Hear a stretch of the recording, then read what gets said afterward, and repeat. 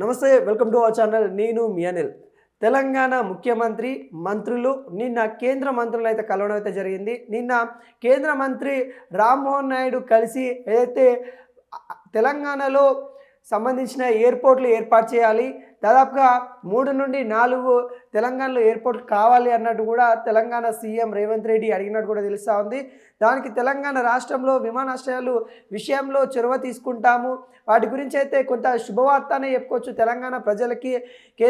కేంద్ర గవర్నమెంట్ మరి ఖచ్చితంగా ఒప్పుకుంటున్న దాఖలాలు అయితే కనబడుతుంది. ముఖ్యంగా వరంగల్ సంబంధించి మామునూరు ఎయిర్పోర్ట్ ఏదైతే ఉందో దాని గురించి రామ్మోహన్ నాయుడు అయితే కీలక వ్యాఖ్యలు చేయడం అయితే జరిగింది.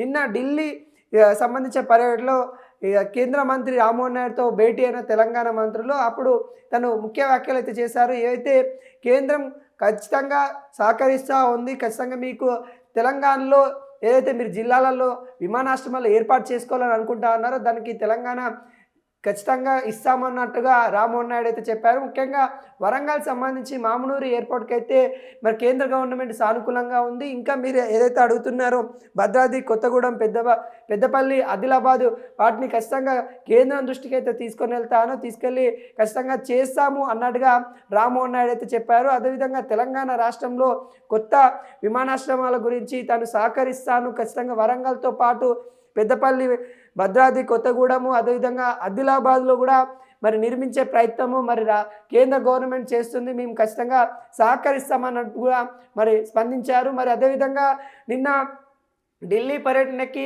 మరి రేవంత్ రెడ్డి వెళ్ళినప్పుడు కూడా తను క్లియర్ కట్గా చెప్పుకుంటూ వెళ్ళిన దాఖలు అయితే కనబడతా ఉన్నాయి. నేను ఢిల్లీకి వెళ్తున్నది మరి తెలంగాణకి అభివృద్ధి చేసే పనుల కోసము. మరి అదేవిధంగా అక్కడ ఏ కేంద్ర మినిస్టర్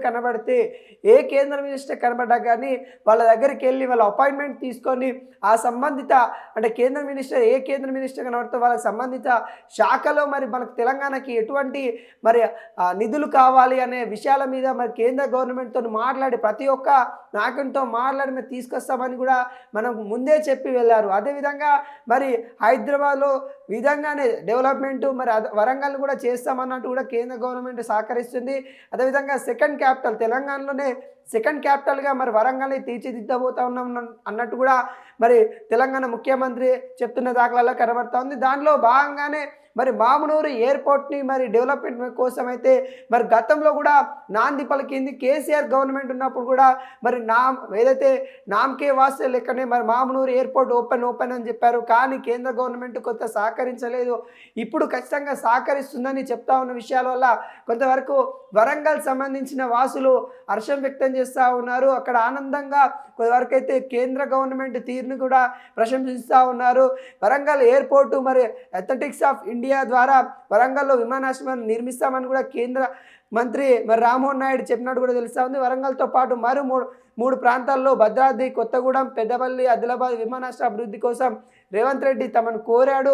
ఈ విషయాలపైన మేము కేంద్రం దృష్టికి అయితే తీసుకొని వెళ్తాను, మరి ఖచ్చితంగా తెలంగాణ అభివృద్ధి దిశగా అయితే కేంద్ర గవర్నమెంట్ కూడా సహకరిస్తుంది. మీ తెలంగాణకి రావాల్సిన నిధులు కానీ ఎటువంటి నిధులైనా కానీ అంటే వారి శాఖ నుండి విమానాశ్రయ ఏదైతే మంత్రిత్వ శాఖ నుండి వచ్చే బడ్జెట్ అయితే ఖచ్చితంగా అందిస్తామన్నట్టు కూడా రామ్మోహన్ నాయుడు అయితే చెప్పినట్టు కూడా తెలుస్తూ ఉంది. అదేవిధంగా ఉత్తమ్ కుమార్ రెడ్డి మరి అదేవిధంగా మంత్రులు ఎవరైతే ఉన్నారో వీళ్ళంతా ఉత్తమ్ కుమార్ రెడ్డి, బట్టి విక్రమార్కు, తెలంగాణ సీఎం రేవంత్ రెడ్డి వీళ్ళంతా కలిసి ఇంకా 2 రోజులు మరి ఢిల్లీలోనే ఉండబోతా ఉన్నారు. అక్కడ సంబంధించిన అధికారులను కలవబోతా ఉన్నట్టు కూడా క్లియర్ కట్గా అయితే తెలుస్తూ ఉంది. సంబంధిత అధికారులతోని మరి తెలంగాణకి రావాల్సిన అభివృద్ధికి సంక్షేమ కోసం కావచ్చు, అదేవిధంగా కాంగ్రెస్ అధిష్టానం గురించి కూడా కాంగ్రెస్ అధిష్టానంతో కూడా మాట్లాడే దాఖలాలు కనబడతా ఉన్నాయి.